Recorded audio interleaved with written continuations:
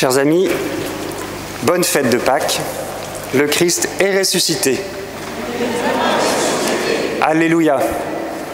C'est bien, c'est retenu.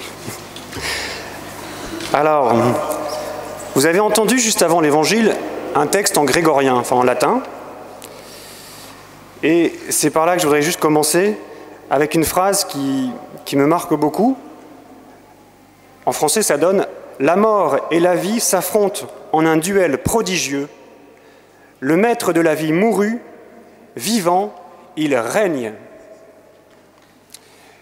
Eh bien voilà, ça peut résumer ces quelques temps que nous avons vécus pour arriver à Pâques, ces derniers jours saints, jeudi, vendredi, samedi, pour vivre cette grande vigile pascale hier soir, pour ceux qui y étaient, et accueillir la résurrection, qui est la victoire sur la mort. Oui, Jésus est victorieux, mais il est passé par un combat. Et nous en sommes, voilà, les bénéficiaires de ce combat, de cette victoire. Et ceux qui vivront ce matin le baptême, eh bien, recevront de cette vie, de cette grâce. Le maître de la vie mourut, vivant, il règne. Voilà ce que nous célébrons, cette victoire sur la mort, ce jaillissement de la vie qui vient du Christ. Ça vient du Christ. La résurrection, c'est le cœur de notre foi, c'est le fondement. Et ça concerne d'abord le Christ. C'est le Christ qui est ressuscité, c'est lui que nous regardons. Et c'est un événement extraordinaire, il y a quelque chose d'inouï. Jésus a traversé le mur de la mort pour ouvrir une nouvelle forme d'existence. Une nouvelle forme d'existence. Oui, nous, chrétiens, nous héritons d'une nouvelle forme d'existence qui vient de la résurrection. Ça n'est pas a priori normal. C'est un cadeau. Cette nouvelle forme d'existence, c'est la venue de la vie divine au cœur de l'humanité. Cette vie éternelle qui a jailli de l'humanité de Jésus, mais qui était déjà là et qui resplendit dans la résurrection. La résurrection, c'est cette manifestation de la vie divine, éternelle, au cœur de l'humanité, au cœur de notre humanité maintenant. Et Jésus est ressuscité pour ça, pour nous faire entrer dans cette nouvelle forme d'existence. Jésus n'est pas venu sur terre seulement pour donner des beaux enseignements avec des valeurs nobles, belles.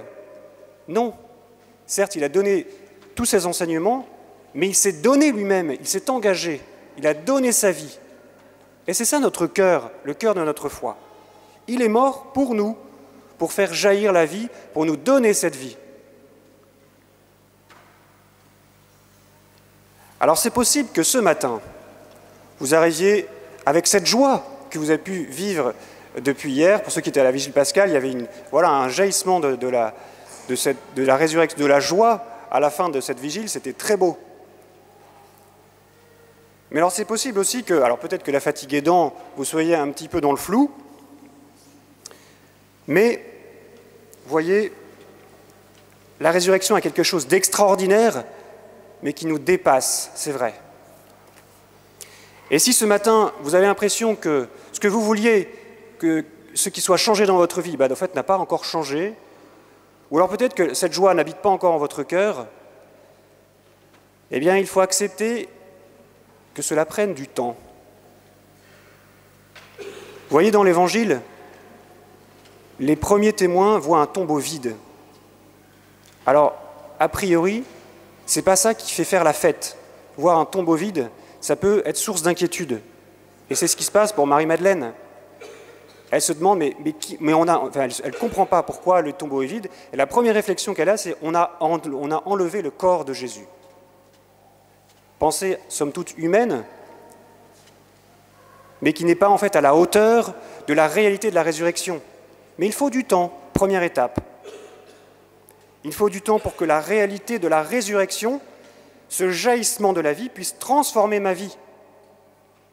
Et ce temps, c'est bien celui de la foi. Il s'agit de vivre en fait non plus à partir de soi-même, de notre conception de ce que c'est que la vie purement humaine, à vivre à partir de l'existence du Christ. Et c'est ça être chrétien, c'est vivre à partir de l'existence du Christ qui est maintenant ressuscité.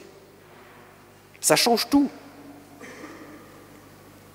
Et donc la résurrection opère comme un impact pour tous les hommes. Mais cet impact, en fait, il n'est pas complètement perçu. Le tombeau vide, ça laisse perplexe. Et on peut comprendre que ça fait couler beaucoup d'encre. J'ai des personnes qui se sont dit, mais en fait, la résurrection, en fait, on n'a aucune preuve, on ne peut pas le démontrer. Ben oui, c'est un mystère de la foi. N'empêche que nous avons à l'accueillir. Et si la résurrection a un impact, eh bien, comme tout impact, il y a une déflagration. Et cette déflagration peut être plus ou moins longue par rapport à l'impact. Il peut y avoir un décalage entre l'impact et la déflagration, et même plusieurs déflagrations. Pour que ces déflagrations nous touchent, eh bien, pour qu'elles nous touchent, ces déflagrations, je vous propose, enfin en tout cas, je voudrais pointer quelques attitudes qui peuvent nous aider à entrer dans la foi. Premièrement, pour que cette déflagration de la résurrection me touche, il faut arrêter que je sois trop blindé en moi.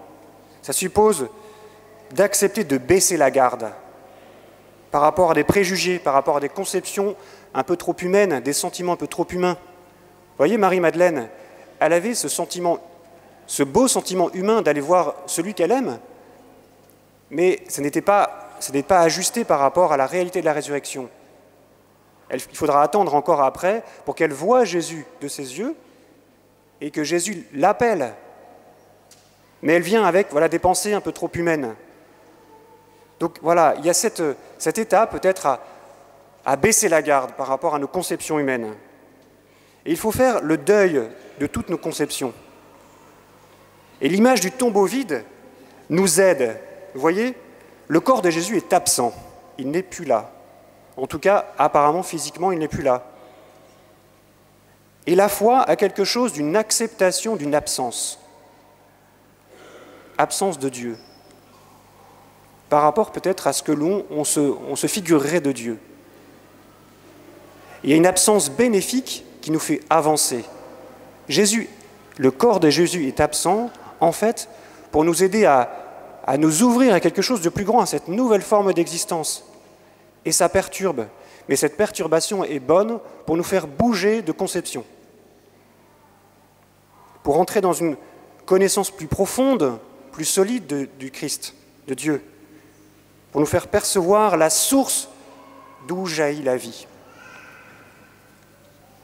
Alors dans l'Évangile, la figure du disciple qui accompagne Pierre, qu'on peut appeler Jean, c'est celui que Jésus aimait, éclaire en particulier cette attitude.